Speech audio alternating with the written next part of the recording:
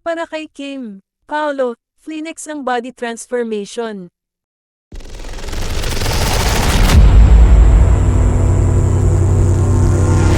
Nakakainggit ang mga taong kahit mag-gain weight, ang bilis ding makabawi at ilang buwang pagdadayet at exercise lang, balik alindog na kaagad.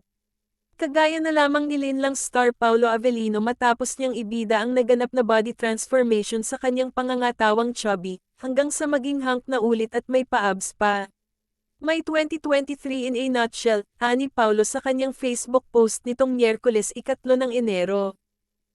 #Linlang coming to Free TV this January 2024, aniya pa.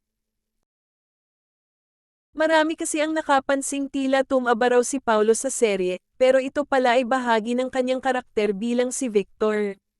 Talagang nagpataba raw si Paolo para bumagay sa hinihinging katangian ng kanyang ginagampanan. Pagkatapos daw nito, agad na nagpapayat si Paolo dahil kailangan din ito sa karakter ni Victor, na eventually ay nagbalik alindog matapos lokohin ni Juliana, Kim Chu.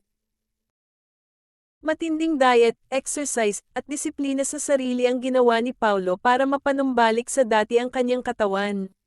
Kitang-kita naman ito sa ginanap na media conference ng Linlang sa Quezon City bago pa ito umere sa Prime Video at maging hit. Kaya naman pering puri at pogi points ito kay Paolo, dahil higit sa pagiging fit and yummy, kitang-kita ang dedikasyon niya sa kanyang trabaho at propesyon bilang isa sa mahuhusay na aktor ng bansa. Talagang layag na silang dalawa ni Kim Chu lalo't sila ang magbibida sa Philippine adaptation ng sikat na South Korean drama na What's Wrong with Secretary Kim. Narito ang ilan sa mga reaksyon at komento ng netizens. Para kay Kim ba yan, Lodi? Yummy mo. Grabe naman yan, Pao. Kakain love ka lalo. Parang sa gym ka na tumira ha. Galing naman ng transformation at dedication. #Linlang. Fitspiration talaga Pao. Can't wait sa #Kim Pao.